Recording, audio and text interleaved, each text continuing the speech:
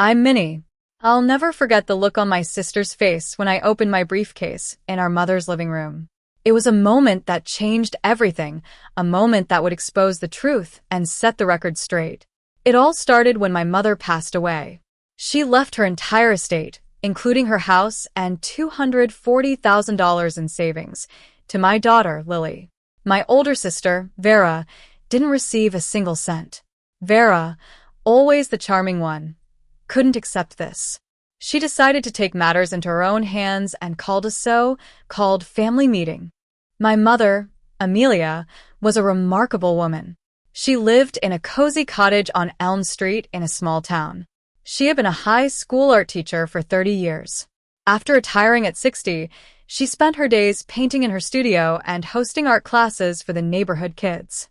Vera and I were her two daughters. Vera was 48 and I was 43. Growing up, Vera was the center of attention.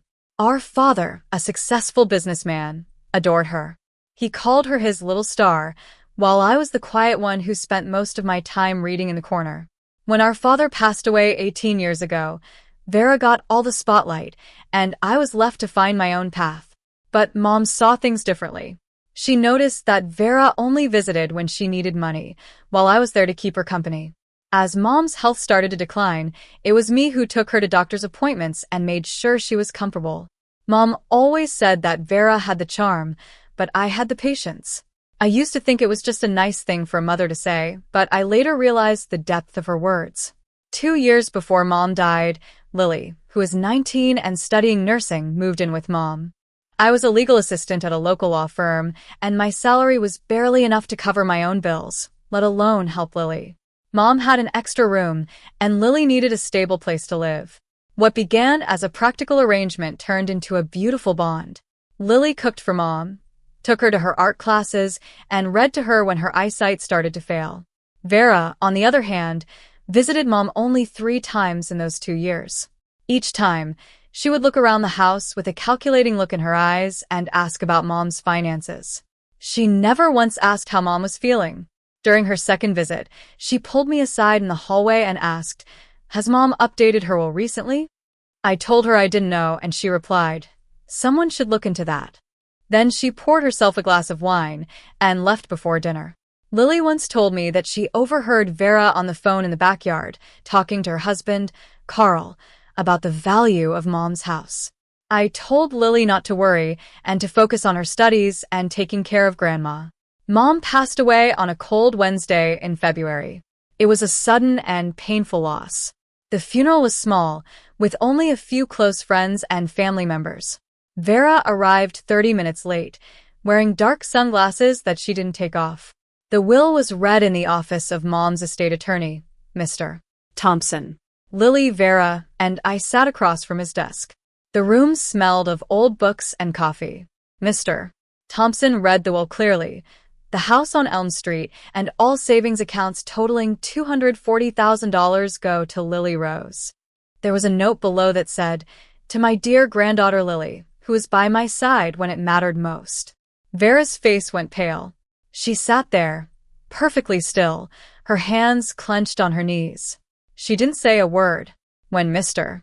Thompson asked if there were any questions, Vera just stood up, buttoned her coat, and walked out without looking at us.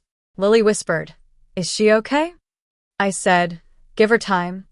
But that silence didn't last long. 2 days later, Vera called me. Her voice was cold and rehearsed. "We need to talk about this will. It's not fair. Mom wasn't in her right mind when she wrote it. Lily influenced her." I sat on the edge of my bed and replied, "Vera, this was Mom's decision. The will is valid. She was evaluated by her doctor, and there were witnesses." She hung up without another word. A few hours later, Lily called, sounding scared. "Aunt Vera just called me. She said Grandma was confused and that I should do the right thing." I closed my eyes and thought of Mom's old painting on the wall, a beautiful landscape that she had created with love. I told Lily, "Grandma knew exactly what she was doing. Vera is just hurting, but she has no right to change Mom's wishes." I knew I had to do something. I went to see Mr. Davis, a senior estate attorney at my firm. I told him everything. Mom's will, Vera's reaction, and the pressure on Lily. He listened carefully and then said, "The will is valid, but Vera might try to pressure Lily into giving up her inheritance. I can represent Lily officially." I agreed, and he also suggested auditing Mom's bank accounts for the past 12 months. 2 weeks later, Mr. Davis called me into his office. He showed me the bank records. There were 6 withdrawals from Mom's savings account over 8 months, totaling $15,000. 3 of the withdrawal slips had Mom's signature, but they looked different. Mom's handwriting was always soft and flowing, but these signatures were too bold and upright. Mr. Davis pointed out that Mom was in hospice care or too weak to leave the house during those withdrawals. I knew in my heart what had happened, but I decided to wait for the right moment to confront Vera. I saved all the evidence in a manila envelope and locked it in my briefcase. Vera didn't waste any time. She started spreading rumors about Lily, saying that she had manipulated Mom into changing the will. She called our Uncle Henry in another state and Aunt Grace, our father's sister. She even posted on social media, insinuating that Lily was a greedy girl who took advantage of an old woman. One evening, Carl showed up at my door. He banged on the door and shouted, "Open up, Minnie. We need to talk about this inheritance mess."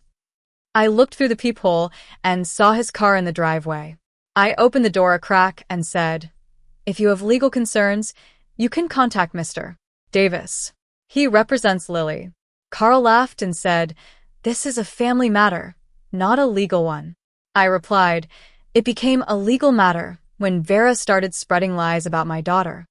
Carl was silent for a moment, and then he said, "Vera is hurting. Your mother left her nothing." I said, "Mom left what she wanted to leave.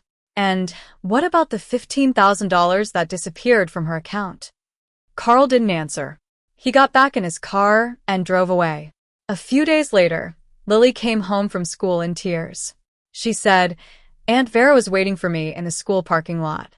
She said I took what belonged to her and that Grandma would be ashamed of me." I held her in my arms and said, "Lily, Grandma loved you and chose you for a reason.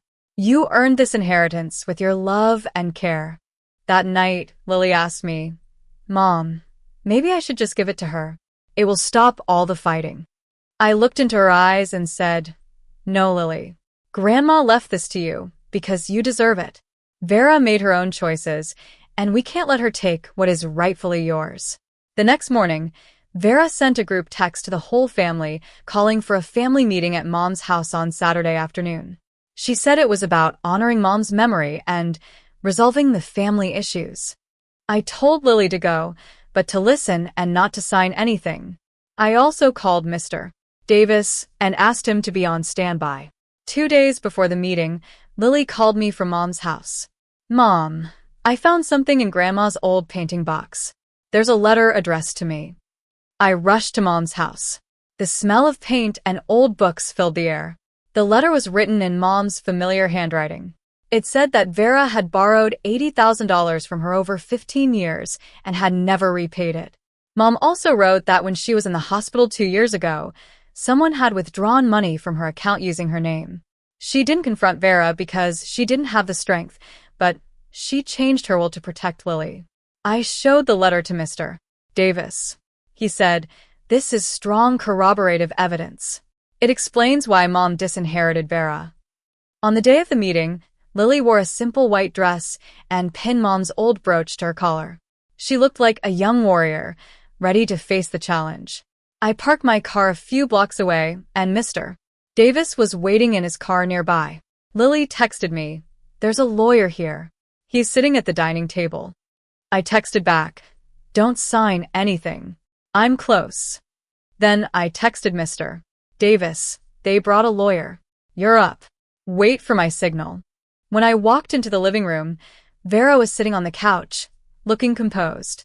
Carl was standing by the window, and Vera's mother-in-law, Mrs. Harris, was sitting in the armchair. The lawyer, Mr. Foster, was sitting at the dining table with a stack of papers in front of him. Vera stood up and said, "This is a family meeting. You weren't invited, Minnie." I replied, "My daughter was." And she's handling this just fine, which is why she didn't sign your so-called voluntary relinquishment. Mr.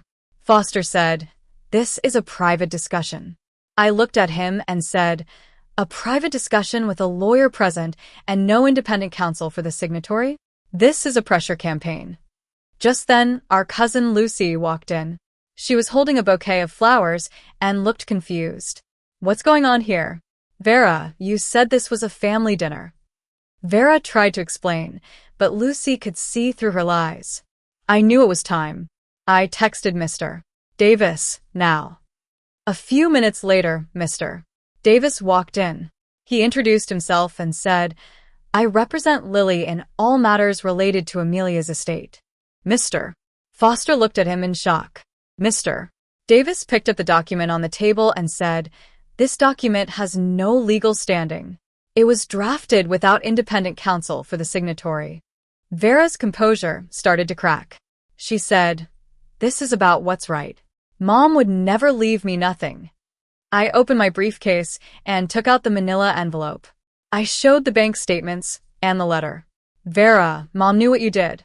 She changed her will because she wanted to protect Lily from your greed." Vera's face turned red. She shouted, "You planned this. You're trying to humiliate me."